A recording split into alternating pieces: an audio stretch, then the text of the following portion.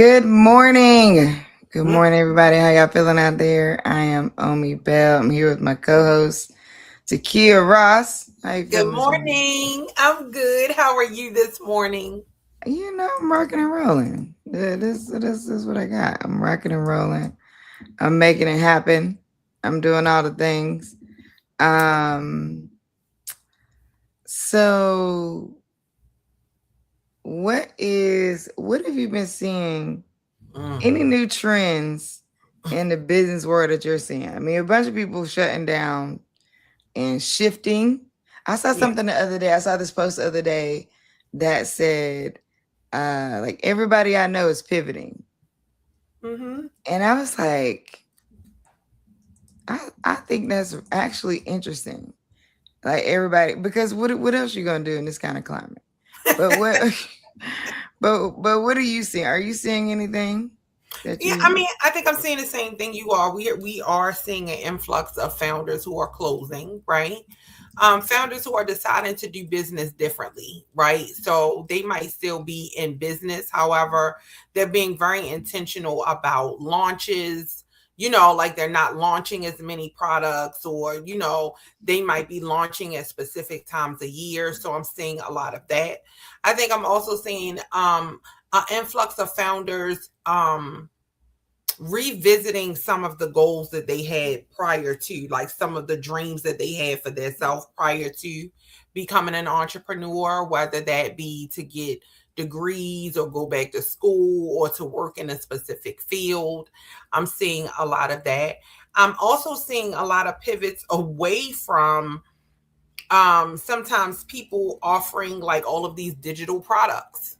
So I'm mm, pivoting away from that, where people are just like, not offering as much of that. But that's what I'm seeing in the landscape, in beauty. Like a lot of beauty professionals have not come back, right? Where mm. they decided like I might do it, but a little part time.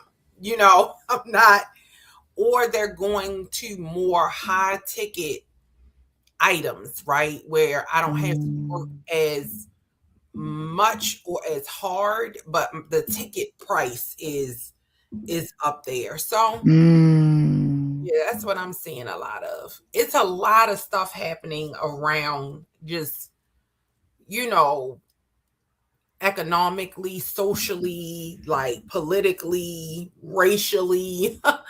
And I think it's impacting everybody. Yeah, I like that. I'm so glad that you said that because I think I agree. There's a lot happening. There is, and what it's causing us to do is make a lot of decisions right now. Hmm. Hmm. Hmm. That's what I it's think causing us to do. I think, and it's causing people, and forgive me. I know I'm not going to say forgive me. I think it's causing people to choose safety. Mm. Like people are, Well, the moment is calling for that for sure. yeah. So people are really making conscious decisions about making a lot of safe choices. Right? I'm not seeing a lot of people taking a ton of risks. Right now in any parts of their life. However, and I can understand why. Mm, Like I felt really, and somebody made a comment about the Knicks situation, and that I hadn't really thought about. And I was just mm, like, true.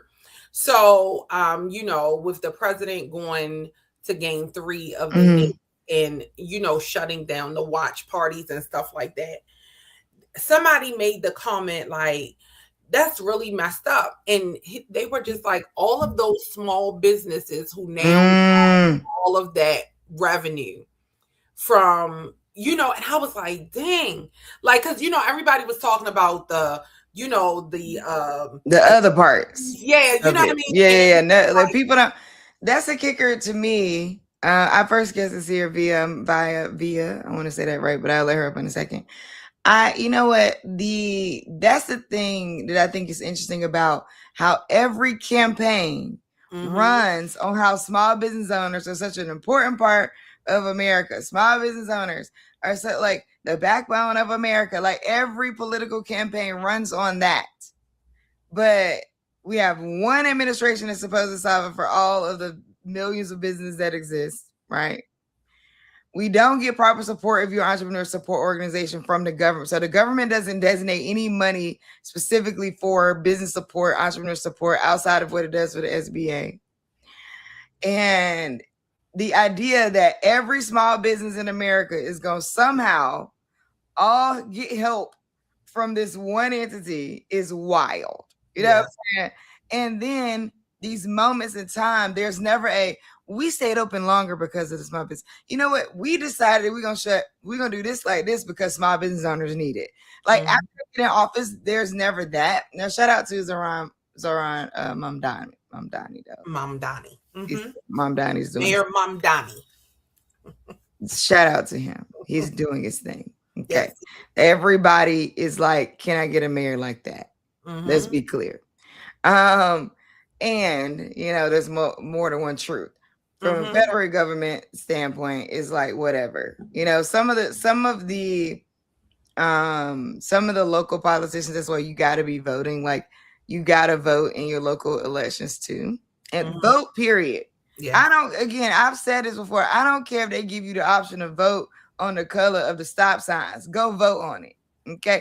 I don't care if they be like, hey, do you want this light to turn red, yellow, green? Yes, I do. Go vote on it.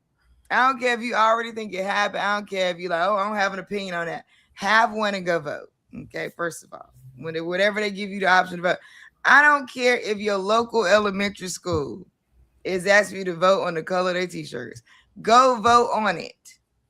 Even if you don't have kids, like exercise your right to vote, period. Okay. But yeah, no, I think it's always interesting that like small business owners, ooh, and then here you go. And then what? And then you and I both know what that meant, right? Like as I took a step back, I'm like, oh my goodness, because those business owners had planned for additional inventory, additional staff. You know what I mean? Like they had already eaten a lot of the cost to be prepared for, you know, this influx of customer that, you know, was going to be in the vicinity, right? To be able to do that. They may have paid for additional vendor licenses and that sort of thing. And then to turn around and not be able to, and God forbid you're a food business and this stuff is perishable. Like, my God, like, I don't know. And then for some people, like this time of year or this moment could take care of their entire rest of their year. That's it. That's like, the other part, especially like when you look at like festivals and things like that. I remember when South by Southwest had to get shut down because of the pandemic. It's like, yo, that was those people's livelihood for the next year. It was just crazy. Quick stat, and I'm gonna bring in my guest. Women now own, this is a new stat that was released recently. Women now own over 40% of all U.S. businesses and launching nearly half of all new businesses at 49%. Women entrepreneurship is in a record-breaking surge, experiencing a 69% increase in startup activity and growing nearly double the rate of male-owned businesses. These women-owned businesses, women-owned and founded and led businesses are a massive economic force, providing 10.5 million jobs, roughly generating 2.8 trillion in revenue. However, distinct trends and challenges define this landscape. Solo operators, nearly half, 42% of women entrepreneurs run their businesses entirely alone, more than double men at 19%. Solo versus employer, over 70% of women-owned businesses are solely owned, without employers. Women of color, demographics are shifting, with women of color accounting for roughly 47% of all women entrepreneurs and 57% of women actively taking steps to launch a business, which we knew that already. The funding gap still exists. It says women are less likely to utilize equity financing or SBA loans, which increase their financial risk. Angel investors bridging the gap will now make up half of all angel investors, with 46% of businesses seeking angel capital being women owned. So, I mean, I think the women now own over half of all businesses. That's amazing. And I'm praying that we I see mean, over 40%. I'm sorry. Over I'm praying 40%. that we see some trend shifts as more women founders are entering the market as it relates to employee engagement, understanding your employees, providing protections for employees. I mean, women are just dynamic and phenomenal, in and of themselves. So I can't wait to see what kind of shifts we'll make in the market with us, now having such a large number of businesses and having such a powerful impact on the economy. So I'm excited to see that. I'm excited to see that too. And I agree with you. Hopefully this shift continues. This shift like makes headway, like it creates all across the board. I think it will have to. It feels like it would just have to push the funding landscape different because, like, well, what businesses are you funding if you're not funding a woman, right? A woman-owned business. Like, that's where I think it will go. But at the same time, I feel like I'm hopeful. And I think that like women represent more in the angel investors. So, I mean, women start to invest in women. So we're not solely relying on an industry that the thing is like it is heavily male dominant is about to be a thing of the past. I think that's also what's coming up. Is that like, oh, it used to be like, oh, because funding is male dominant. Oh, it's male dominant. Yeah. The idea that the funding or the business landscape is male dominant is heavily shifting. And it's like, let's play ball, right?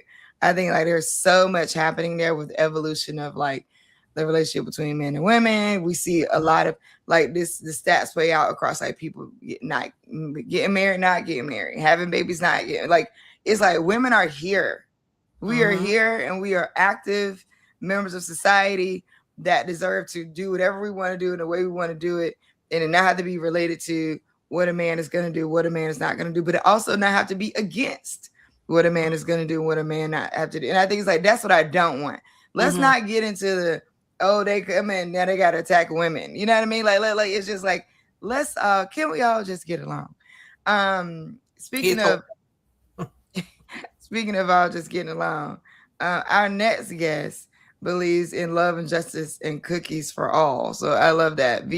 Via's Cookies, a Black woman-owned cookie company dedicated to championing sustainability.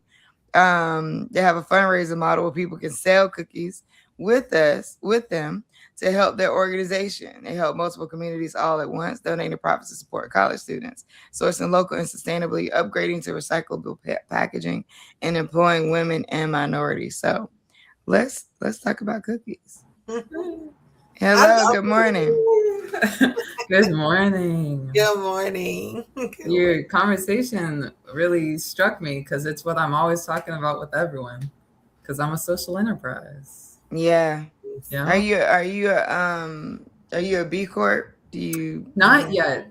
Okay. Not yet. I've been on the fence actually because a lot of people are actually kind of pulling out of the B Corp thing because they've been letting in corporations that are clearly not B Corps. Oh, that's good. A woman was here last week, a couple days ago. I don't know, my days ago. And we were talking about it. I think that anyway, we don't have to go deep into that. Tell us about you, because I was about to go down a rabbit hole. Tell us about how you launched. Is it Via? Yes. Okay, how did you launch Via's Cookies? I actually launched my business while I was in college. So in my junior year, which was 2020, in 2020, I began making this cookie recipe that I'd actually pulled from when I was in high school, because I've always been a businesswoman. I made cookies in high school to get class president, to get money, to buy a car, all that stuff. So in college, pulled it right back out and said, all right, I need money because everything closed down because of COVID. I want to help the people around me and I want to help other students like me. I was a first gen Black college student, didn't have support from home. So I was like, I got to make something happen. So I started Via's Cookies and I inserted the mission in literally from the very beginning. I want to give back to students like me So I give 5% of my profits to struggling BIPOC and LGBTQ plus college students. And on the cookie journey, I've pitched in multiple business competitions. I've taken home thousands of dollars, and I've put it all into this business. But one of the most important things for me is how could I use this business to help the community around me, to help the world at large, and how can I then encourage other business owners, particularly other people in the consumer packaged goods space, to move to more sustainable models so that in the future we have an earth that we can sell these cookies in and enjoy ourselves in. And so one of the things you said in my little intro thing, it's like, I have a cookie here. Yay. My packaging is recyclable and biodegradable. And it's also made by another BIPOC woman-owned small business. And so, you're talking about like the small businesses, and I'm like, dude, like I got a grant from the USDA, and I'm one of the last people who's going to receive that grant in the imminent future because the program is done. The federal funding got pulled for it. It's done. Like after we get our paychecks, it's over. And at the end of the day, we're going to have to rely on each other. We can't be relying on them. We have to be here for each other. And so my business, like we employ local minorities. We currently have an all-women team of bakers. I started this from just my apartment kitchen, but I've grown it to working out of a big commercial kitchen. I have employees. I've got a social media manager. I have a New York City salesperson pounding the pavement. And I'm really trying to make a change in the world. And I say I do it via cookies. I like that. But the cookies themselves, they're delicious. I've got gluten-free vegan cookies that everyone can enjoy. So I try to be all inclusive. And you wouldn't know they were gluten-free vegan if I gave you the cookie without telling you. You'd just be like, oh, wow, that's a really good cookie. And then I'd be like, guess what? Got you. It's gluten-free. Well, no, that's really good. I love that. First of all, congratulations. Congratulations on your growth. Congratulations on even getting a grant from the USDA. Congratulations on having employees. I know, having employees. And so I just want to start there because we got to celebrate too, right? Yeah. Like, yes, we want to fight a good fight. Yes, we want to help everybody out. Yes, we want to, but it's like, yo, you did that. Like you grew that company. You got to the point where you can hire people. And that means a lot. We're just talking about the number of people who are solo founders, who are solo owners, but have no employees. And we're going to see that happen more with AI as well. And then, and also like saying that like it's bad will shift because it won't be a bad thing to have small teams, any bad thing anymore, right? Where it's like, oh, you don't have no employees. Now it's like, oh no, but I got 15 AI agents and 5 people that work for me. You know what I mean? Like that would be the move. How do people, so if people are out there and they have schools, because when you were talking about like, now schools are out now, or everybody's getting out. But when you're talking about the fundraising, I think about how every year, that you get that thing to come home, okay, with that bucket, that popcorn, those cookies, pizzas. Oh gosh, pizzas. Are you thinking about things like that, or are you more like, hey, need to fundraise for college? You could do it through cookies, right? Like I love that you said that because I think this fundraising being accessible is also interesting because everybody's done that. Buy these cookies, buy this popcorn, buy this pizza, blah blah blah. So how are you going about that in adapting partners to take advantage of that? So specifically with the fundraising that we do, our differentiating factor is, okay, we have the really delicious gluten-free vegan cookies. So like you could just send it to anyone. There's no chance that they're going to have any restrictions unless they can't eat sugar, which I don't know if I'm ever going to tackle that one. But it is the mission. And so we kind of see ourselves as like the Ben and Jerry's of the cookie world, essentially. And so we work with a lot of colleges. We sell our cookies in cafes. So for example, Pratt Institute in Brooklyn, They sell our cookies. They every time they stock them, they sell it in like 48 hours. And so we specifically work with these different student groups, clubs, organizations around those college campuses that we already work with because they have a relationship with us. And so they'll say, okay, we're going to use your cookies for this because we've eaten them, we know them. And then we sit down, we tell them like a pitch lesson, and then we go. So we've worked with like Drexel, we've worked with Cornell University, with Ithaca College, with Pratt. But essentially the model for me, because this is what makes it easiest for me to pitch to people, is I get my cookies into their school first, and then I start spreading out among the community. And it usually works pretty well. So I have a question, Via. Thank you for sharing that, because a lot of founders, when they're pitching their businesses, they pitch this social mission, right? Where it's like, I give back a certain portion, I'm helping the community. And sometimes they do get pushback from funders because it's like, are you making enough revenue to be able to give to have this as a part of your social impact or your business model? So can you share a little bit about how you incorporated it in? Because I know you said you got USDA funding, you've been pitching, you've raised, so how did you incorporate the fact that, listen, we are a social enterprise, we do have this give back as our mission, but we are revenue, like we're revenue focused? So the important distinction is that we donate a percentage of our profits. So we have to be profitable in order to give back. And I did that intentionally in the beginning because I said, I know I'm not going to be profitable from the very beginning, from the very start. I need to like figure this out, do all my math, and then, sell this many cookies to do more than breaking even. And that means that sometimes we're not donating. And people just understand that. I'm like, okay, this is what it is. This is a percentage of our profits. And so we have to be doing well. Like it's how you put your own mask on in the airport before you help your neighbor. I have to be doing well in order to then help you. So let's all help build each other up here. At some point down the line, when my numbers are even better than they are now, I'm going to switch it to not profit and more like a percentage of sales that happen, because you do get into hot water with people. They're like, you could just not be donating. And I'm like, okay, well, I am. So whatever.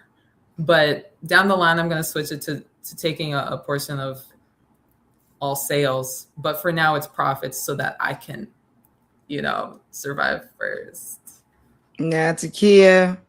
See, I was trying not to put my funder hat on. You know what I'm saying? I wasn't gonna say that.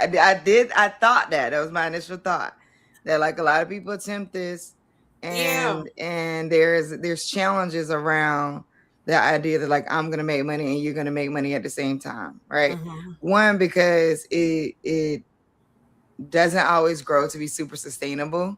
Like I think like the Tom's model that we saw, there's something that has not been said about that business model or that level of resource that we haven't talked about yet, right? And I don't know the answer. I'm just saying like it has to be, because on the surface it's like, oh, make a pair, give away a pair. That's so great. We love that. We love how they gave it away, right? But then it's like, but like, how did they do that, right? Like, what did they do exactly, right? Like, what was the mechanism?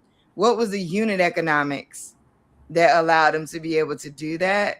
Where like either two pairs of shoes actually cost the one from a manufacturing side, meaning like if it costs them $1 to manufacture a pair of shoes, then they charged us $35. Then they actually just decided that it's so low cost, we'll just have $2 come out, right? But their profit margins on two was still so large that they're like, oh, we could do this, that's fine. I think that's the thing that people miss. It's like they do the profit margins on one of the items that they're doing. Yeah. And then they go, okay, well, we got enough, we can give something away. And it's like, but wait a minute, you actually need to do the profit margin as if you sold more than one, and then make that margin big enough so you can always be making more money. Mm-hmm. So it's a lot to like that model. And so I'm very interested because a lot of, and via, like a lot of us are giving back in some way, shape, or form, right? Yeah. Whether it's sharing our profit, our revenue, or, or even serving in our community, right? Yeah. On boards and, you know what I mean? Mentoring Yeah. and that sort of thing. And it's very important, how, and I also want to make sure that we are very clear about the impact that it has, like what it does to you and Yep. your business, right? And so even like, you were sharing about, like I'm giving a portion of my profit now. I need y'all to be real clear about that, about what I'm doing. But also as you serve the community, right? That is a cost to you and your business as well. And so I just wanted to make sure, and maybe you can speak to that too, right? With having such a social mission, it is a pull It on is. the owner, right? The founder. Yeah, I mean, it's honestly, I think running a social enterprise, especially in the political, economic, everything climate that's just like happening right now, that is like really it is so difficult. And one of the things that I will always stand by is like your community. You need to be in community with people around you. You need to take time to hang out with your friends. You need to make art and music, and you need to dance, and you need to do the things that fuel the soul. Because if you let yourself be overtaken by the business, even if it's a good business, even if it's one where you are giving things away and being kind and wonderful to your community, it will eat you alive. And burnout is real. And I've been running the business now for almost 6 years. And I've literally, I started it before I even graduated from college. And so it is all I've really known for like a fifth of my life. And there's balance. You have to find balance or you're going down. Yeah. Mm-hmm. So what's next for you? And as we continue to move through this current state, what's next for you? I am going to continue to grow. I have a goal to be doing millions. I would like my team to be much larger than it is, but I'm also, you were talking about pivoting earlier. That's how, it seems like that's how you stay afloat right now. You have to pivot because things are all changing. But I could see myself maybe moving into a co-packer at some point if I need to, but I will always have a team. I will always have a team, and it will always be primarily composed of Black women, because I believe that we should be ruling the world. And I am going to continue to give in the many different ways that I can. And honestly, I am going to try and find a way to only work like 3 days a week so that the other days I can paint murals, because I'm a muralist. I love that. I love that, Via. I love you creating an intentional boundary around your time. Like where like I'm gonna do this, and I'm still gonna be running a multi-million-dollar business, and I'm gonna be out and painting murals, and because that's what I said, so I'm exactly. I love it. Yeah. Because listen, if you can't get to a point where you reach that kind of freedom, then why do we do all this in the first place? Yeah. For real. That's what I'm saying. Like we did all this for a certain level of freedom. And so it's like, hey, once you figure out what you want that to look like, because I think that's the kicker too. We spend so much time just like, what do I actually want it to look like? So you got to do the thing that brings you joy. Even though business brings us joy too, it's like you got to mix in things outside of business that bring you joy. So I love that. That's so cool. So you're in New York. Do you ship nationwide? Yes, I do. Yeah. Okay. We're trying to, or we're about to get into Clark Atlanta University. So we even are going to be stocking, HBCUs. We are on Instagram at Via's Cookies. My website is Via's Cookies. Very easy to find. When it comes to the social enterprise model, is that everything that comes in, or is that particular engagements where you're like, okay, we work with this group and then we do it this way? Or is it every dollar that comes in? And how do you designate who you give the capital to? We actually have an application form on our website. I try to make it very easy because one of the big things about just college and things in general is there are a lot of barriers put in place. Even just with things like food stamps, they make it hard for you to apply to get help. And so I strategically make it as easy as possible to apply to get help. Okay. Yes. So good. I love it. Now I gotta go back to New York and get me a cookie. Or you could just order online. We'll ship them to you. That's right. Listen, that's what you see how I was trying to get back to New York. You see how you were trying to get back to New York. The next game is today. I'm not getting involved. They had the Spurs. They're back in Texas today, I think.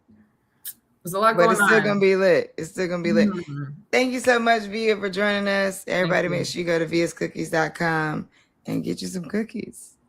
All right. Have a good rest of your day. Bye.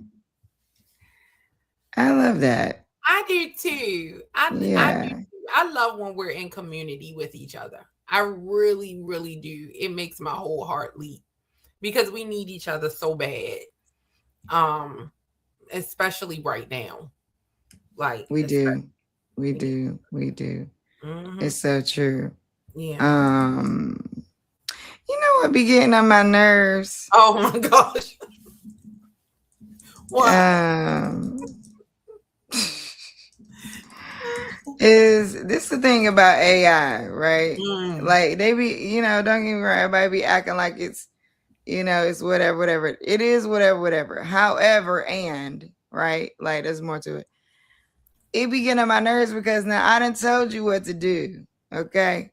I done told you what to do. I done gave you the source document to do it with. And you giving me the wrong thing. Well, it's still hard-headed like regular humans. Like it's hard-headed. Like you can't it. Let me try to tell you something. It's temperamental. It's hard-headed. Sometimes it be lying to you. Like on me. It is still and is. So yeah. Listen, I haven't played around with it this week because these kids graduating and y'all homeboy is stressing me out. Oh no, why? Not stressing you out. I don't know. I need to talk to James. Because I don't know if I need to understand, what I'm saying, what's happening. You see what I'm saying? Like, what is, because he graduated from the 8th grade. Yes, he graduating from the 8th grade. And look, this him calling me now. He graduating from the 8th grade and he's maturing. My goodness. He's going to 9th grade. Lord. He's going to 9th grade. And we remember when he was like a little short little dude and he was just, I know. No, he's not a short little dude no more. No, that baby taller than me. He's taller than you. He's taller than me. My baby that's a linebacker. When you see him, people be like, "Oh, you play football." He be like, "No." No. OMG.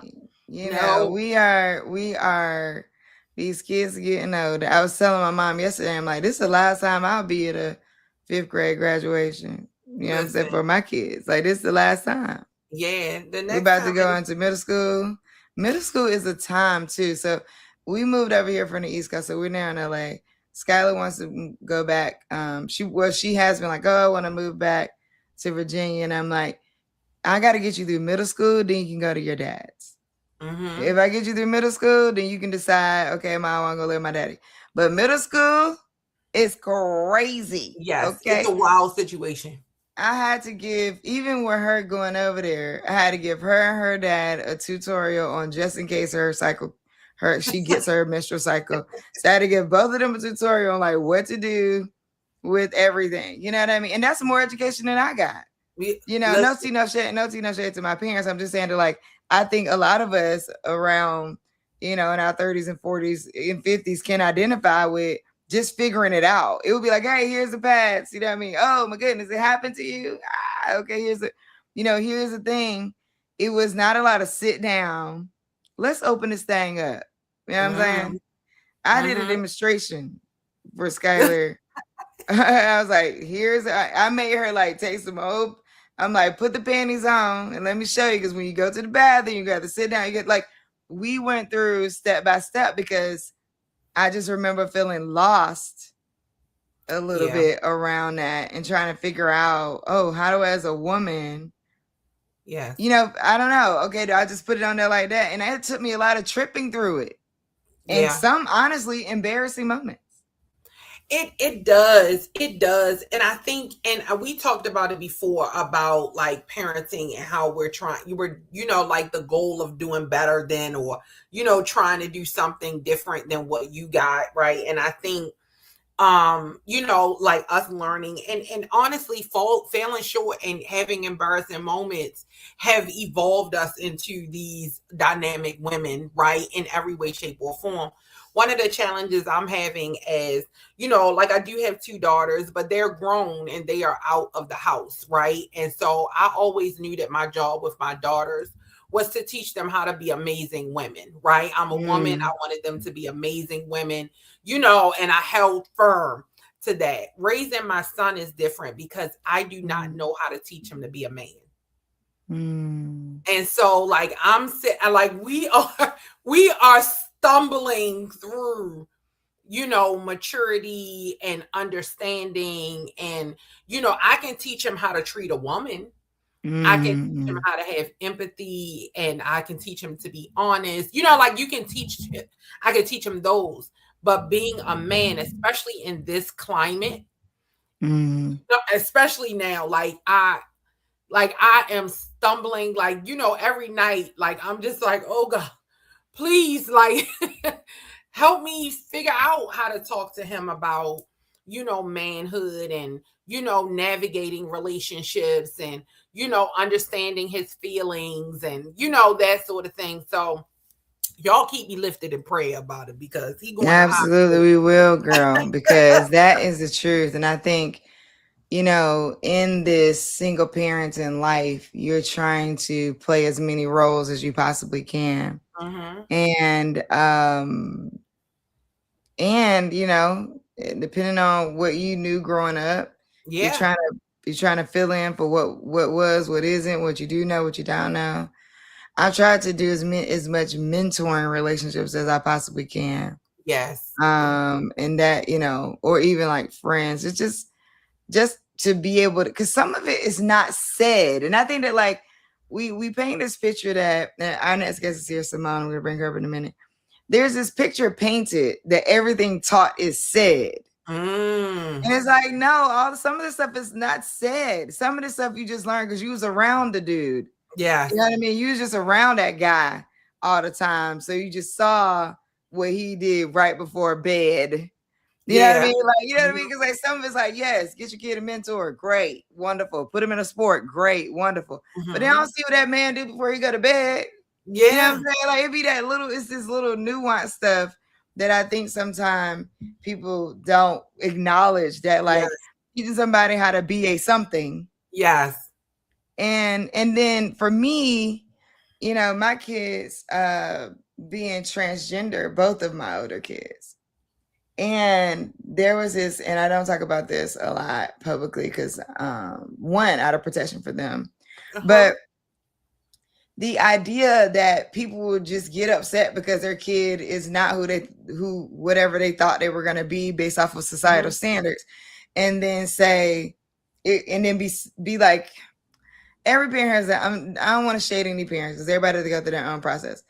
But sometimes people are worried about things like, am I gonna get grandkids? Or people are worried about like societal perception. I'm worried about societal perception from a protection standpoint.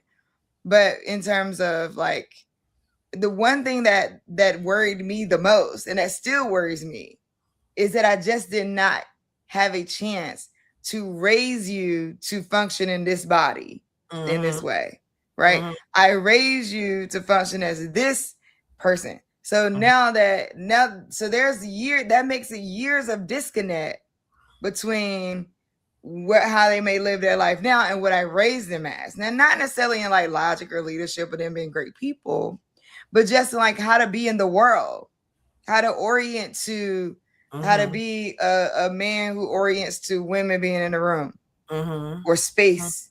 There's like these little nuanced things, right?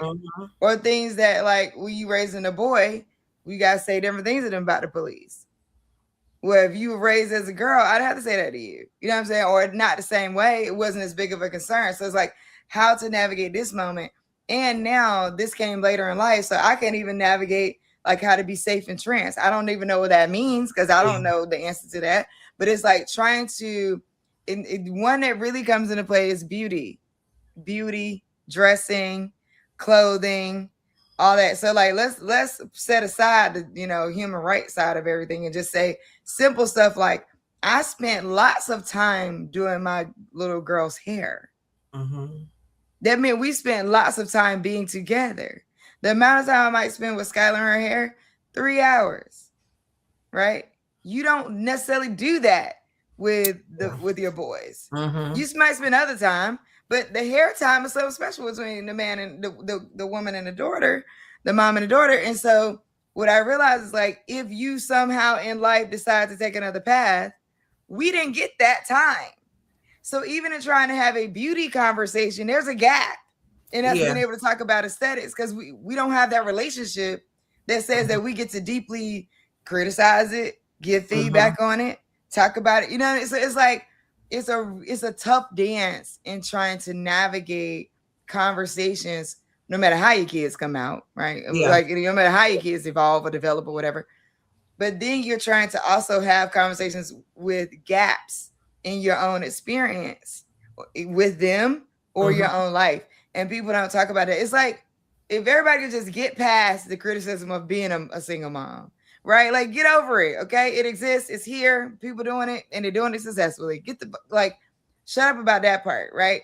And then also if we can get past this saying, well, because you're a single mom, you need to find you a man. Okay, but like time out. Okay.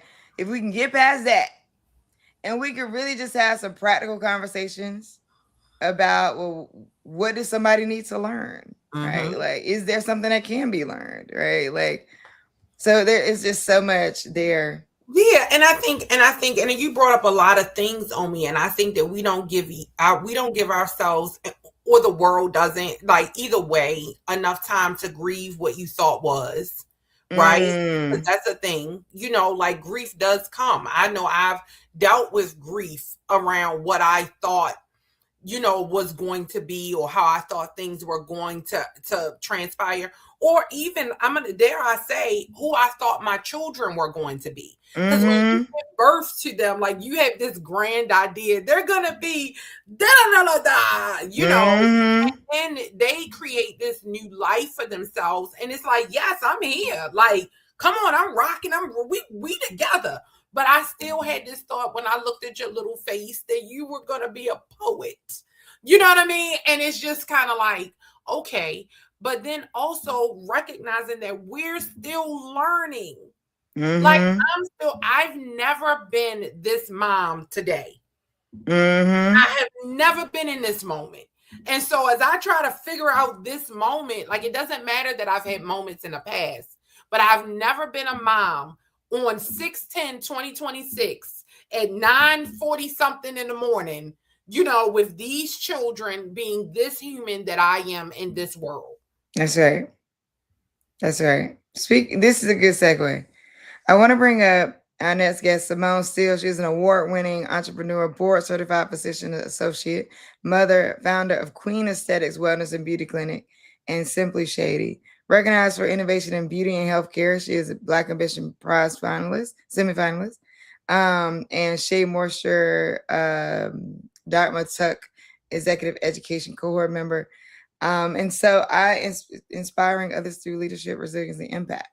And I think it's a good moment to bring her into the conversation around evolution of like who we are, conversations. What does it look like in leadership? What does it look like in resilience? Is resilience a training that you go through? Is it a life life experience, right? Like, how is it developed? So I'm gonna bring her to the stage. Hello, Simone. How are Good you? morning. Good morning. How are you? Good morning.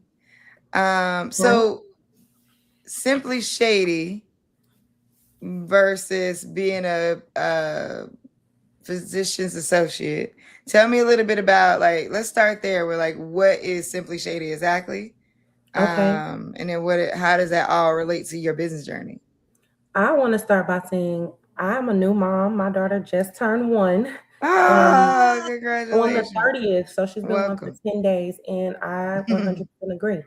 I don't know her from when she was born until now. So I think it's amazing as women how we are able to transition with our children, whatever that looks like, even if it's not the thing that we thought it would be in our head. So I think that is so amazing. And congratulations to y'all's kids graduating and so many things to look forward to. But all last week I was a wreck when she turned one because I'm like, this is not my baby. She's running around saying ABC and rolling her eyes at me. I'm like, whose kid is this? So I can relate there. And in the That's so form real. in the in the form of Simply Shady. Simply Shady is a tinted 2-in-1 hybrid sunscreen because I noticed that Skin of Color didn't have a lot of options for sun protection, but we dye at the highest rate, which is crazy, seeing that we don't get it as often.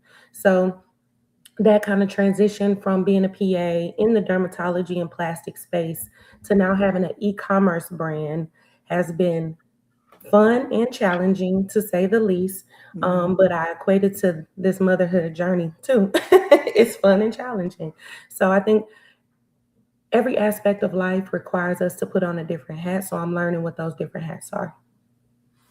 Well, this is exciting because I'm in the beauty space, and so I'm all into like, girl, hey girl, I'm all into the skincare and that sort of thing, and I'm seeing a lot more of Black women getting into like this tinted, body care, this sun, Mhm. you know what I mean? So, what made you jump into it in this way? Like, because we don't traditionally think of our skin, you know what I mean, and Right.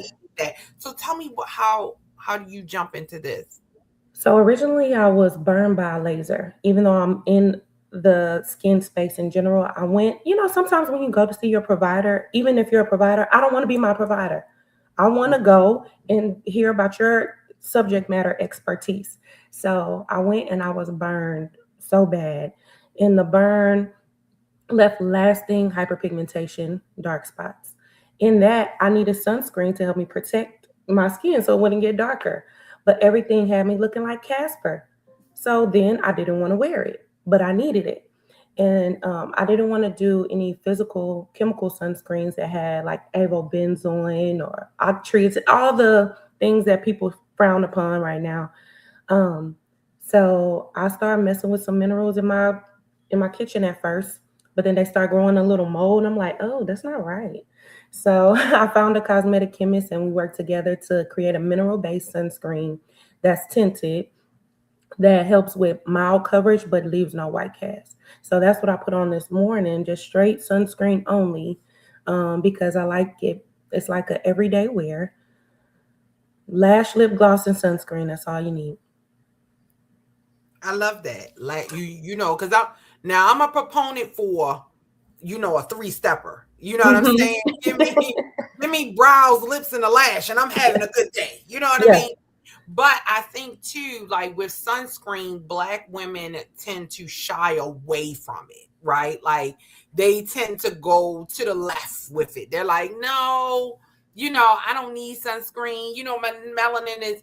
Can you talk to them a little bit about why you need it? Like, come on, y'all. Like, let's get on. Yeah.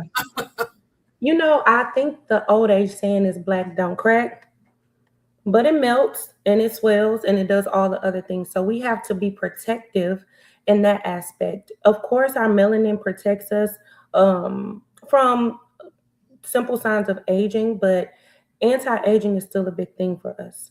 And that includes protection of our skin, not only of our face, but all of our limbs. Skin is our largest organ. So we protect everything else. We try to eat right. We work out to build up our muscles or lose weight. Why aren't we doing the same thing for our largest organ?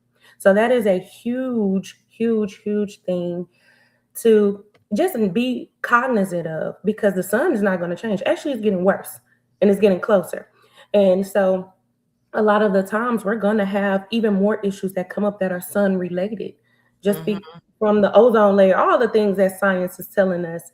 But hyperpigmentation is that big thing in our community. Dark spots, inability to have even skin tones and textures, especially postpartum. I suffered with cystic acne, things that I never had. I'm like, bro, having a baby bring bumps. It was annoying. So just minor things. I'm trying to bust them, even though I'm a derm. I'm not supposed to be busting the bumps, but I have to touch them now. And then now it's the dark spot. So how can I combat those issues? And that's why I built a 2-in-1 hybrid. That it combines skincare and sun care in one bottle. So I'm reducing the steps. I'm protecting as well as correcting skin issues and concerns that people may have. Oh, me, she talking up my alley because I be needing Simone. Let me try to tell You you. see, I just went on mute. You see what I'm saying? You see, I just was like, you know what? I ain't even. I already know this the cues. So I'm just going to hang back from this. Because like I love beauty. But a lot of times we put on makeup but don't take care of our skin. Right. So we, like we'll cover it all up, baby. We look flawless. But then our skin underneath is out here fighting, so I'm always excited to see another founder come on board who's really sharing, like, listen, you got to protect your skin and the ways that you need to do it and creating products around it. And so I do want to ask, you said you went to a cosmetic chemist. And a lot of people don't kind of understand the nuance of that. So as you were in development, you said, listen, I was making it in my home, but hey, I went to a chemist. So what made you like, you know what, let me go expert on this to really drive this home? I felt like I was the expert, but I was the expert in skin in general. As a PA, I have a derm center here in Houston where we have hundreds of beautiful Black women, brown women, orange, all colors, men and women alike. And we treat their skin. We do injectables and everything. So I feel like I was the expert in that space. And then when I started to mix and match, I was like, I don't know a thing when it comes to these formulations. I knew what I wanted it to do. I knew I wanted it to be moisturizing. I knew I wanted it to help people with their dark spots. I knew I wanted it to be protective, but I didn't know how to bring all those things together in a cute little bow. Understanding that was the biggest thing for me to be like, okay, let me start reaching out to some cosmetic chemists in the area.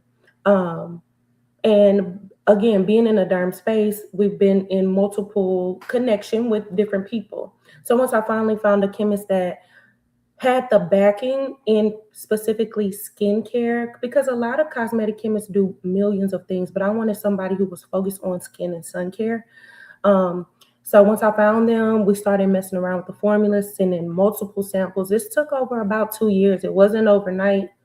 And once we finally found samples that blended well without leaving a chalky gray or not too oily, not too dry. So, and that's difficult because of different people's skin types. I think the advantage that I had was having my brick and mortar, having those women already in close proximity to me. I was able to get them to be beta testers.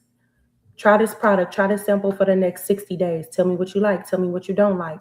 And that was all, we did that with 200 women. So I think that was the good thing about that. And then having the cosmetic chemist, putting it all together was the icing on the cake.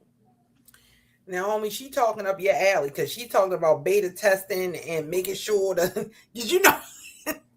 Homie. Well, I got a question and maybe this is for both of y'all, because I think the sunscreen thing for me, and I live in California, right? So like so much sun, a lot of time. I never know where I'm supposed to put it when, like, right? Because like, okay, so if I am putting on a full face of makeup for that day, I'm like, I'm not supposed to put it on then, but then it's like, okay, but then do I put it on every day? And then I think like, and then it's not the ones that I found that are even the good ones, like, and I mean good, meaning like good ingredients, that, I don't look ashy. They're not moisturizing. And I like to look, or they don't feel like they look moisturizing. So I like to look dewy.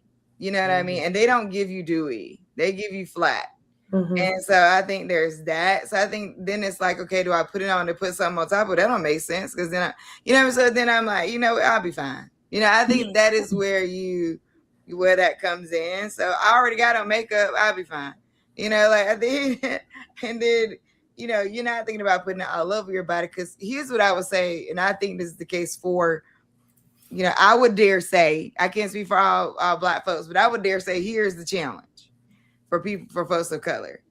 We just got to focus on not being ashy. Okay. We are focused on being moisturized. And I don't find much SPF that is much sunscreen that is giving me moisturized. It's giving me, I'm protecting you. Great. Love that. But I was taught I need to slap on this Vaseline. You see what I'm saying? And I need to be shiny. When I walk out, if it ain't shining, what am I doing? You know what I'm saying? It's looking ashy. That is what I think is the friction between folks using it. Simone only trying to fry herself in the sun. Yeah. That's what's trying to. But here's the thing, I'm fine. Because that's what I think too. Like in business, any side of business you want, not just y'all. Yeah. There's also in the customer friction of like changing the customer's behavior, what people also got to understand, not y'all, but I'm saying in general, is that I'm fine. You know what I'm saying? Like does it theoretically say like that's happening? But like, I don't feel that. It's interesting. I used to sell vacuum cleaners, right? And the one interesting thing about vacuum cleaners that I tell people is, at that time, you had to go up to somebody's house to try and sell them something they already own and really don't see a problem with. Right. Like everybody's using a good vacuum cleaner, they fine with it. They don't see a problem with vacuuming. It's like, hey, my vacuum is fine, got it from Walmart, it's doing what I needed to do. This is probably the one thing that I think people forget in selling their own products, is that whatever people are already using, they're already fine with it. So you got to either make them unfine with it, or you got to or you're showing them like how yours enhances, how they're already fine. Like there's like so many selling points there, Yeah. So I'm just always curious about what is the sunscreen that's gonna make me moisturized and protect me and give me the look that I want aesthetically. I mean, maybe there's no answer for that, so I'm not saying y'all got. There was an answer, simply shady, but no. Honestly, period. Honestly, the one that we have is a clear formula called Air, and this is more of a physical based formula. And what it does goes on clear, but it's like a gel, and that gel is so moisturizing. It's not matte, it's not flat, and you can use it on whole body. When people say, "Oh, I only use sunscreen when I'm going to the beach," or "I only use sunscreen when I'm going outside," not understanding that UVA and UVB rays coming in right now through open windows, your phone, blue light, all those things directly affect your skin. People who say they don't need sunscreen, that is true. But if I'm telling you that sunscreen can prevent potential skin cancer upwards of 50% by doing one step, you like, oh no, forget that one step. Let me just keep eating. That's like saying, let me keep drinking out the plastic water bottle, even though this has been proven to do it. And ultimately, when it comes to sunscreen, we wanted to make this whole 2-in-1 thing, right? So I'm cutting down on these steps. It's moisturizing. Anytime, any exposed area that you have, you want to protect. So and people neglect the neck all the time. Don't neglect that neck. The neck gonna tell how old you are before anybody sees your face. Put some sunscreen on your neck. So hands, back of your hands, same thing. And we see that a lot on the cosmetics and in office, because a lot of people come like, look at my hands, they look so old to me. And it's like a little sunscreen, a little collagen stimulation goes a long way. But ultimately, I think when trying to change the mind of the consumer, I like to hit on the pain points. And I think for my audience, it's really those dark spots, the slogan for my business is it's the maintenance that your melanin requires. I'm trying to maintain your melanin. I'm trying to maintain your youth, your glow, your beauty. And you can only do that by protection. Sure, people come in and be like, oh, in the cosmetic world, we offer Botox. They're like, you see this deep line right here? My mother has that. I don't want that. My grandmother had that. I don't want that. It's like, great, I can help you with that. Because you've seen somebody, you didn't like it, and now you want to do something different. So that's kind of my messaging as well when it comes to the sunscreen, to change the mindset around aging. I think too, eventually there's going to be a climate change case. So I think right now we're not, people are not paying enough attention to it per se. I mean, I think we're paying attention more and more, but I think there's going to be a climate change case for sunscreen at some point. I agree. I think so too. And I think, and Omi, thank you for sharing, like, as a consumer, right? Like what a consumer's thought is around it, because oftentimes we're so deep into the product creation and what we know, like what we know that we're not. Yeah, y'all know the truth. Yeah, so it's I'm cool. The average consumer is cool with the truth they don't know. Yeah, they're like, I'm fine, I'm cool. But it is. You should absolutely be putting on sunscreen before you put on your foundation. Okay, got it. And some foundations have sunscreen in it, but it's like they do. 15. It's not a lot, and you're not gonna reapply. No. So wait, we gotta reapply sunscreen. Yeah. Oh my goodness, Simone, write that down. Write that down. See, now y'all doing I need to put that in the marketing. Now here's the thing: it doesn't smell good. It doesn't. It never smells good. So this is what I'm saying. This is another thing, right? Like I'm supposed to apply it, and I'm supposed to reapply.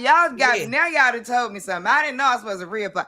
I got to do it twice, Jesus. You got to do it as many times as necessary, depending on how long you are outside and being in direct contact with sun. Yeah, I went from the car to the store. And I went from the store back to the car. Back home. That's it. And I went back. You see what I'm saying? Then I went to the garage. You see what I'm saying? So I need some help on figuring out. How many times I got to put this on now? You know what I'm saying? I didn't realize we need to do it more than once. Y'all have now hit me to something, because even at the beach, I'm putting on one time. We good for the whole day. Yeah. So I've been out here for 8 hours. We good. Look, Simone, I say no. You're not. That thing. Well, I just learned something. Okay, one, you need to put that sunscreen on under your foundation. And that's why you got to get the right one, because I can't be ashy and put foundation on the one. And that's why you got to get Simply Shady. I'm gonna have to send y'all some. Y'all gonna have to send me your address. Simply Shady. That's it. Is it simplyshady.com? Simplyshady.net. Simplyshady.net. Okay. All right. Make sure y'all go get it, because don't be out here. Ash be gone. There we go. That's maintaining your melanin. I can't fool with her because she cuts up. The dark spots thing, I think, is so real. Like, that is one for sure that I'm thinking a lot about. One, I mean, if you come out with an under eye cream, girl, please let us know, because the under eye darkness, I can't find nobody on the planet. Well, there's one. And interestingly enough, it's an aging one. It's what's the woman's name? Good Lord, she's an actress. I can't think of it. It's okay. It's in a purple little tub, and I actually got him as a free gift going to a CNBC event, and they gave us. CNBC has this event called Changemakers, and they gave us these. Oh my God, the gift bag was amazing. But anyway. It has so much stuff in it, and it had this in it. And I was like, let me try these. And that's the only thing I've been able to find that actually really did a little bit of lightening. Topicals is okay. But do you have under eye cream? The thing about it is what you can sell over the counter can't penetrate some of the deeper layers that they have to. That's the problem. Because their standards. So once it becomes like, let's say, this one specific product has licorice root. Once the licorice root becomes over the counter standard, then you have to get it by prescription, and then that's an issue. So a lot of over the counter stuff has to meet these certain standards and is unable to fully correct Get the deeper into treated area. Mhm. But honestly, I love a little PRP under the eye. What's PR? Come on. Listen now, Simone. I just told y'all that I didn't know you had to apply sunscreen more than Okay, once. so what the heck is What is a PRP? So PRP is a procedure where you go, we draw your blood, we put it in this machine that separates the plasma and everything, and then we put it underneath the eyes. So it's collagen stimulating as well as helping with a little tone and texture. And then I like to prescribe a cream for under eye that consists of 3 compounded medications to kind of dab under there nightly. You gotta go see Simone. That's what it is. Because so you need some PRP so you can be a PYT. You know yes, hello. Yes. Whatever Michael Jackson said, that's what you need. Okay. Where are you based? I'm in Houston, Texas. In Houston. Okay, cool. But you say you're in LA, right?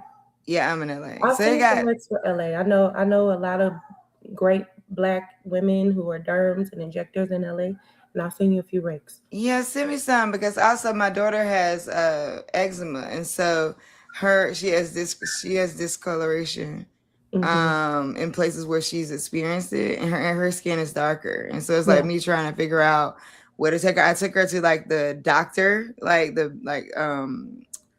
to the like dermatologist, like in our doctor network or whatever, and it was just like, oh, here's this steroid.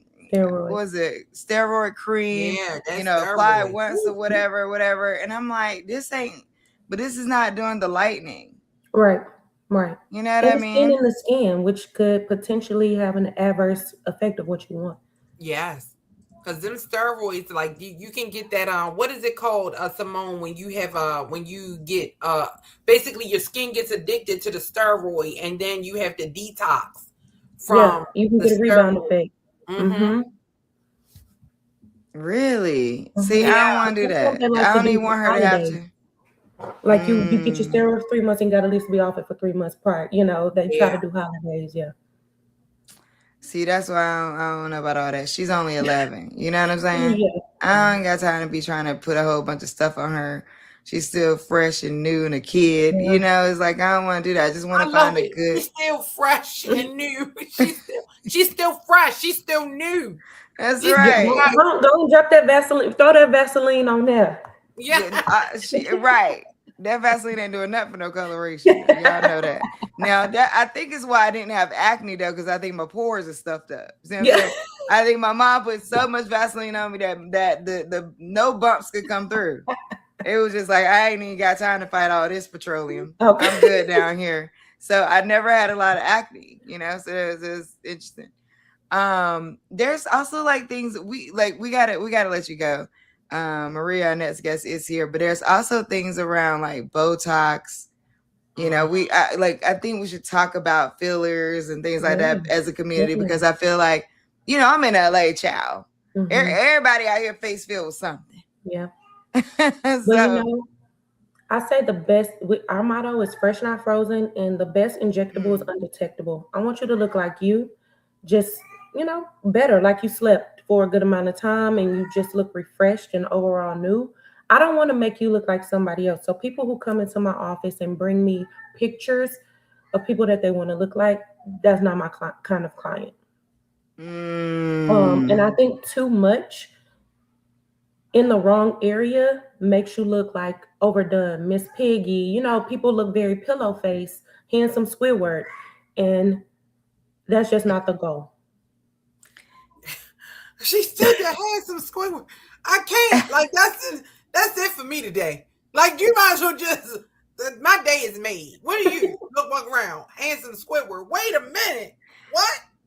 I love that you said that, because I be looking at women's faces out here like, is that what you intended? Like, how do you think? I mean, but like maybe for them it looks, I don't know, but what they're seeing is You gotta let it. Like if you look at yourself in the mirror and you say, I look absolutely amazing, walk out the door. It don't get no better you're than right. that. You're Like, right. so you just gotta let it. If that's where you went and that's how you feel.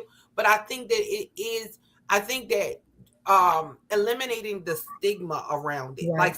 Like you know what I mean? Like if you decide that you want a little Botox, you need a little filler, you need it, you know, and it's okay. Like it's okay because you made that choice for yourself. And that's what you want for you. I think that's the key. Yeah. Is that stigma around it. I agree. I can't do the needles. So I'm gonna need face exercises because I'm gonna have to be in there like, because I can't do the needle, like a needle in my face. I can't. I'm barely these GLP-1s. I'm barely moving on that. You see what I'm saying? I gotta stick myself every week. I'm barely moving on that. So to stick a needle in my face feels like a lot. And then like in my mind, okay, this may not be true because we gotta let Simone go. You see what I'm saying? I hear that baby back there having a good time. Baby, I love it. I love it. Then I'd be like, is it gonna move around? You know what I'm saying? So like one day I'm looking flawless. You know what I'm saying? No wrinkle lines, no nothing. And next day, like I look like I got some on my cheek. It's a little puffy. Like does it circulate the face? How does it stay where it need to stay?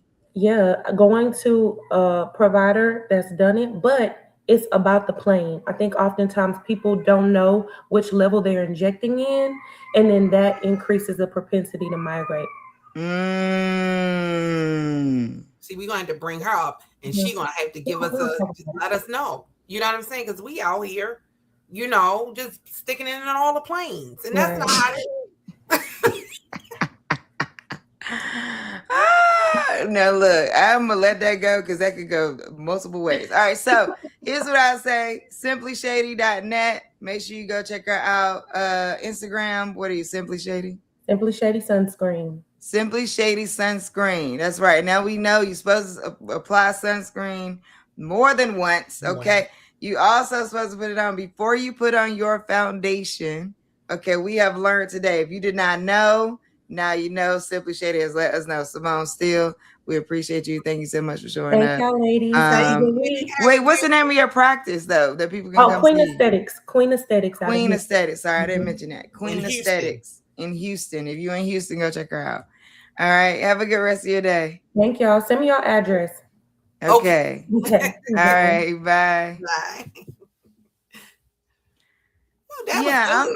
It was good. I appreciate the insights. Yes. You know what I mean? Because we don't know, like you always say, we don't know. We don't know. We need to find it out. And the way we're gonna find it out is we're gonna work with some people to find it out. You see what I'm saying? Listen. So I think I'm here for it. Okay. Our last guest for the day, speaking of youth, Maria L. Melendez is the founder, CEO of Embrace Her Legacy and CEO of the Business Daycare. I saw daycare and I said youth. My bad. That's actually not it. I apologize. CEO of the Business Daycare, boutique brand marketing agency supporting entrepreneurs, nonprofits, and personal brands. A woman and girls leadership advocate, bilingual speaker, and author. Okay. Now, you know, when you put bilingual, I just need to know what languages now. You see what I'm saying? Yes. Hello, Maria. How you doing? Hi, Ami. Hi, Takia. Is it Ami? It's owe me, like you owe me money. Owe me. And Takia, I was backstage listening to the previous guest, and I was like, I'm so glad I put on sunscreen today. Yeah. Well, did you know you might need to reapply it? Did you know that, Maria? I didn't even know that. And then she caught me with the neck situation. I was like, she is so right. I totally forgot. Like, we forget our neck and our hands. We do. But you know what, though? With the skincare, and then Maria, then you're going to tell us all about all the things. A lot of times, we're doing it not to luxuriate. I want us to luxuriate when we do our skincare. So really not rush through the process of it. You know what I'm saying? Because that's how you get your neck and your décolleté, and you know what I mean? Because you're luxuriating. Yes. I like that. You know what? Tomorrow morning, Takia, I'm going to luxuriate just for you. Luxuriate. There you go. And you got to say it slow. Luxuriate. Luxuriate. You see what I'm saying? There you go. Speaking of luxuriating, okay, what you're doing with these businesses, small businesses, I'm really curious about why deciding to call it the business daycare. I got questions. The business daycare. So a little bit about me. I'm a proud Brooklyn girly. New York is on fire right now because, our Knicks are in the finals, and that kind of informed my career path. I grew up very hip hop mobile influence, and I went into the music industry, and I was on that trajectory. And so my beautiful job, my dream job became a beautiful nightmare. And one of those reasons was the lack of woman empowerment inside of the industry. Like, for me, it was like mind-boggling to see that, it was catty and competitive. And I was like, well, doesn't this end? Like, I thought this ended in, those early years. So that was the genesis of my first business, or the intern organization called Embrace Her Legacy. And what I do there is I provide personal development. We provide personal development workshops, programs, media, and coaching for young women. And then because as an entrepreneur, you end up learning how to do everything, right? You don't mean to, but then you end up learning in that, one day, I'm not even gonna say I came up with that name. That wasn't me. That was God. One day I was literally, I was like, I feel like a lot of people called on me because of my experience in media marketing and then into business and nonprofit to ask me questions about starting the business, about, launching. What do I do with social media? And one day I was literally in prayer and I was like, it feels like people drop off their businesses to me as if it were a daycare. But, when your child your child goes to daycare, it's normally in those real early formative years. Like, you're not dropping off your 16-year-old to daycare. And that's where the idea came up, the business daycare. It's really like people who come to me, they drop their babies off to me, and they work with me to help develop and grow their babies in those formative years. So whether it's a personal brand, whether it's another nonprofit leader, whether it's someone who's just interested in becoming an entrepreneur, that's how the name came about. And I've already worked and known for working with young women, so that's pretty much how that came about. Mm-hmm. I will say I'm not necessarily a fan of people relating to their business as their baby. I get the metaphor. Mm-hmm. Overall, however, the level of emotional tie can sometimes prevent people from really developing their businesses and selling their businesses. I always say, like, hopefully you sell your business and you don't sell your actual kid. Right. So I think that the emotional connection to your business is right. It's great, but like there also needs to be a degree of separation from it. So I'm always like, I always caution people and push back when they say, "Oh, because this is my baby." I'm like, "Yeah, no, stop saying that." I can see that perspective. It's hard. Can we be honest? Like, as a business owner, it's hard to let go. Like, it is one of like anyone who starts and funds their own business. It's hard to let go. I was just reading a book, "Start With Yourself" by Emma Grede, which I think is one of the most amazing women entrepreneurs out there today. And I was just reading on that, like how she was just like, there comes a point in time where you have to understand, as a founder, you can't do everything all the time on your own, and you have to learn to let go, right? So even tying it back to the business daycare, I see the perspective of baby, but even some of us don't want to let go of our children sometimes, right? We got to let them grow. We got to let them grow up. We got to let them make the mistakes. And, sometimes you got to stand on the side and say, oh. So that's kind of how, I see it, like learning to let go and trust someone else. If I could have had someone else help me along the way, I would have. But then you have this emotional connection, like I got to. I think renewing the mind over your role as a business owner is really important. And I think that sometimes, interestingly enough, you have like Embrace Her Legacy, and then you have the business daycare. And I think conceptually, for business owners, not necessarily for your businesses, I'm just saying in terms of like Embrace Her is around this. It sounds like empowerment, to evolve through industry and through what you're doing as a woman, that kind of thing, business owners. And the business daycare is like, okay, drop off your baby to me, I'll take care of it. I think like the overall empowerment pieces, understanding how to let go is just so important. Because sometimes the narrative of not wanting to let go is actually bumping up against your evolution ability to get funding and your ability to believe things outside of you. So I have people all the time who are like, yeah, and I'm making X, they want to tout their revenue, but then I'm like, okay, great. But then it's like, oh, well, how big is your team? It's just me. Why? Why do you have revenue, but you're not hiring nobody? And I'm not saying you got to hire them as an employee, like full time, but then people will forget to say, oh, but I do have contractors. Okay, great. So immediately it's telling me as a funder, your thought process. You're not thinking about yourself as running a team. You're thinking about yourself as having to do it all. You're remaining a liability. You're not letting go is creating liability in your business. And people don't somehow put that together. And then there's all the stats and the narratives around like people not want to help women or not want to help Black women. And then people start saying all that. And it's like, you saying all that, which I'm not saying there's no truth to that. Of course, we could look at the numbers. But I'm also saying more than one thing is true. You're saying that and not evolving yourself at the same time to be in a certain position to be able to have anybody step into your business in any kind of way to either support you, either push you forward, or help you grow this business from a funding perspective or from a employee contractor perspective either. And so I think there's just so much psychology there in terms of like, oh no, I can't possibly, I gotta, because it's like, yeah. Your kid is gonna grow up regardless. Your business you have a choice with. Your kid, you have no choice. They're gonna grow up, they're gonna move out, they're gonna do whatever they're gonna do. You have a choice with your business, a deeper choice, one that you can make sooner than the one you might make with your kids. Not just for the sake of like your connection to it, but also for the sake of like, look, if you want to grow this thing, if you want to get funding, you're gonna have to think differently. Yeah, we do.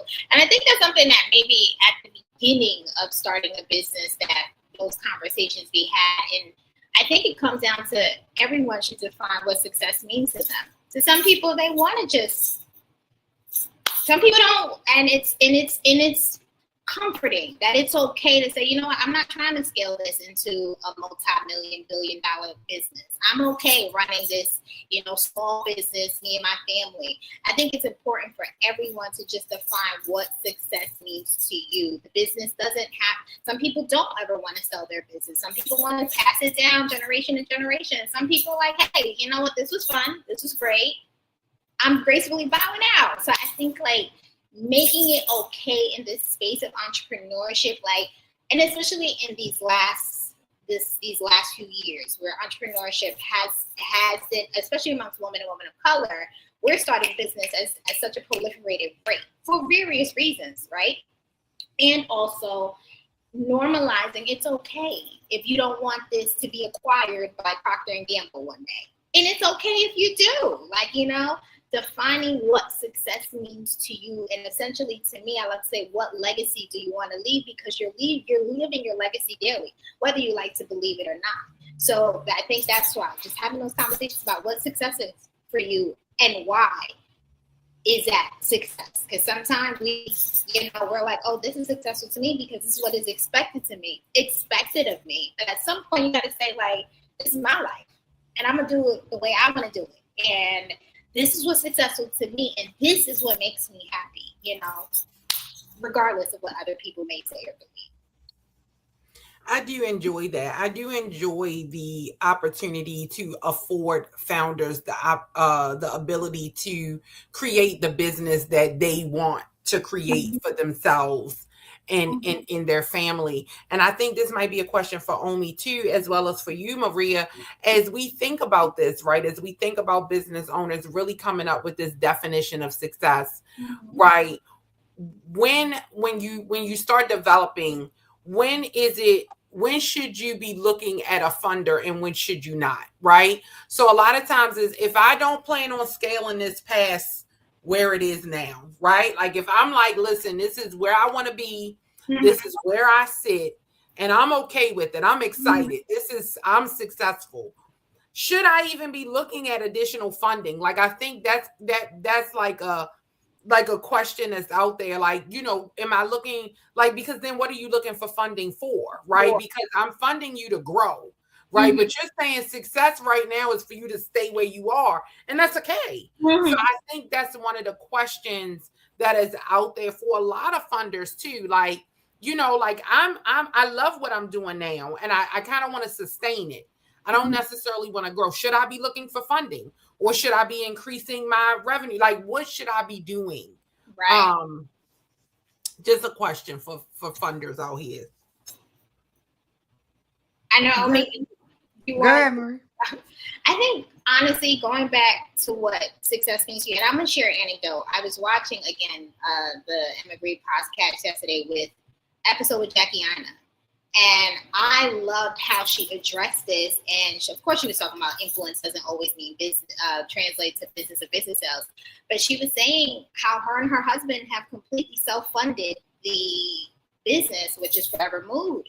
And she was posed with this question, well, where are you going to get outside funding? And she said, well, you know, that time will come. But right now, we're okay like this. And she knew it was going to be, you know, giving up equity and all the things, and the business is doing fine as well. So I think it comes back to defining like where you are, looking at your number, looking at your metrics, where you, and if you want to grow. I heard Monique Rodriguez say this, and I think another dope CEO, businesswoman.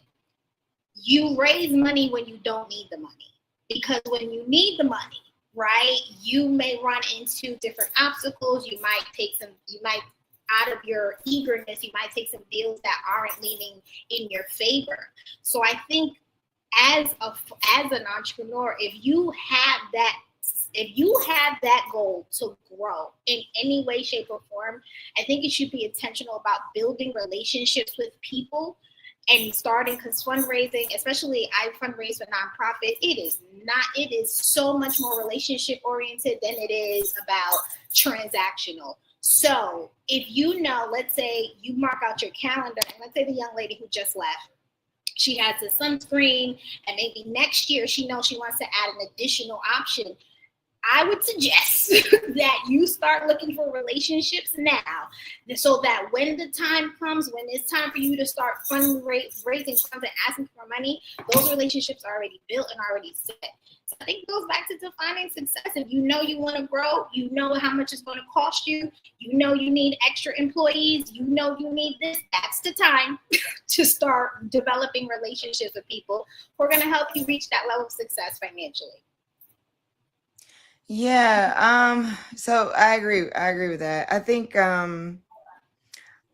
for me, one of the things I was thinking about when I was talking about define success for yourself, I agree with that.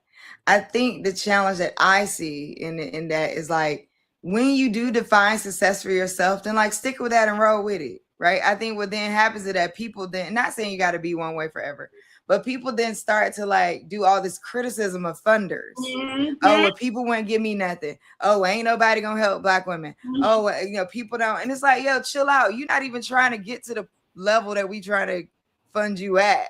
Mm-hmm. You know what I'm saying? So if you're not trying to get to that level, then miss me with all the stats you want to run down and how you want to paint all this picture mm-hmm. of like the woe is me. Like, go with what you want to go with. Do what you want to do. Build the success you want to do it.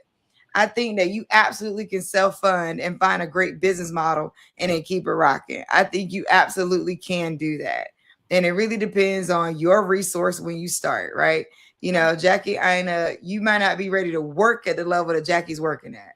Right. So like, you know, for her, she could say, oh, me and my husband self-funded, because the level she ready to work at. So people ask me all the time, like, oh, how do I know when to quit my job? I can't tell you when to quit your job because I don't know what you're willing to do.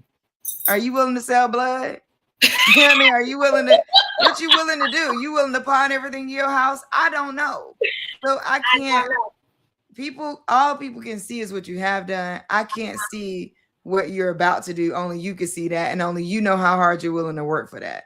So when it comes to different kinds of funding, what I will say is if you're not looking to, and this may shift, I don't know, but if you're not looking to exit in some way, like have a liquidity event, like either merge with somebody, get bought by somebody, go public, like IPO. If you're not willing, if you're not looking to do any of that, then VC capital may not be for you. All right. Venture capital, VC funding, venture capital may not be for you if you're not looking to move toward a liquidity event in the next 10 years. Just to say that. If you are not bringing in revenue, I would not encourage you to, or have a plan for it within your loan terms. I would not encourage you to go get a loan. If you don't have a plan for revenue generating soon, I would not encourage you to go get a loan. Now, if you're building out a brick and mortar, or you're building out, you may have to go get loans. And I would say, like, you want to be real strategic around when your build is going to be finished, because you want to just be strategic around what it's going to look like to, again, start to generate revenue. If you are starting out and you are still considering whether or not you're going, now I'm not, from an angel investor standpoint, yes, you still want to have a liquidity event in mind, merge, IPO, get acquisition. You still want to have that in mind. But angels are a little bit more forgiving, and I'm not saying to take advantage of angels, because angels lose a lot. So it's like, take those relationships seriously. Those are deep relationships that can get you to more funding. But again, the liquidity event is so key, or some type of rev share model, right? So I think, like, you're gonna pay back most of the funding. You're gonna pay back in some way. You're gonna pay a loan back. You're gonna pay a safe note back. You're gonna pay, a convertible note back. Like, you're gonna pay something back. So I think, like, just noting that, unless it's even a loan is non-dilutive, but you still got to pay it back. Somewhere in there, you get funding. It's to be invested and then regenerated, and then it's gonna have to go somewhere, right? Like, know that, like, it's circular.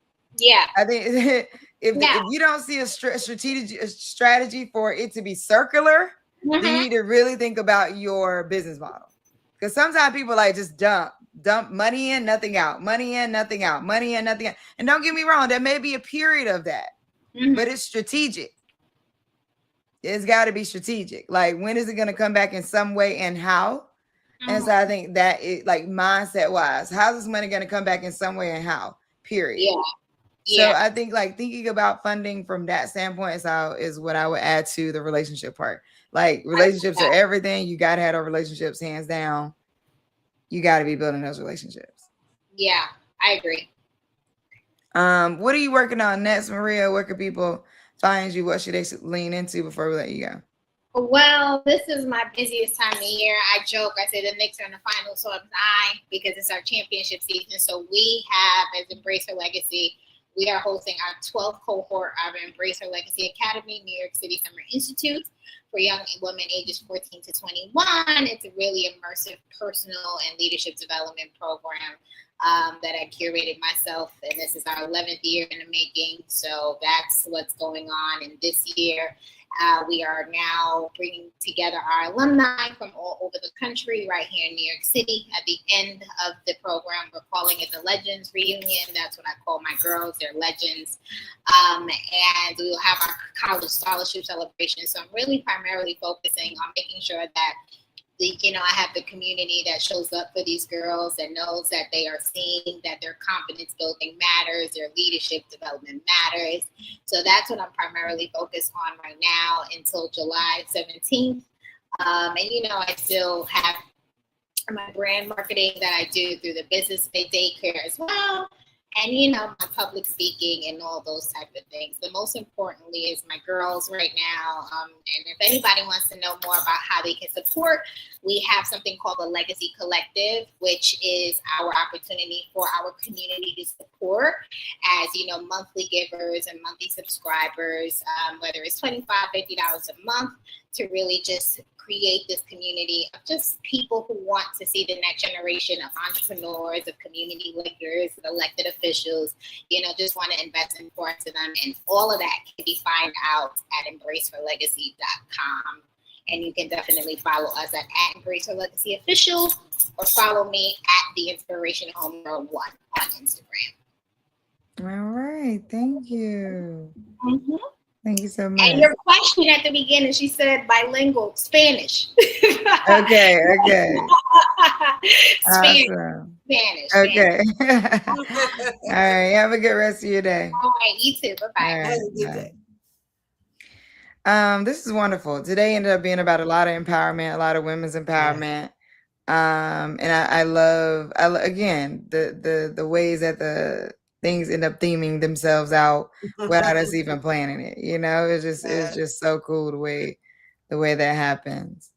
Okay, well, that's our show for today. Yeah. I know to get you won't be here tomorrow. We'll see you on Friday. Yes, All I'll be right. here on Friday. I'm gonna be cheering James on as he crosses that stage tomorrow. Woo-hoo. Yes. Amazing. That's so I'll good. see everybody Congratulations tomorrow. to you. Thank you, friend. You know, we got to get like when these kids have accomplishments, we got to congratulate the moms. We don't do it enough. Well, we had to go through. You see what I'm saying? Listen, Yeah. we're not gonna bring it up. We ain't gonna bring it up. I'm not short and blonde for nothing. I just let people know that I'm not short and blonde for nothing.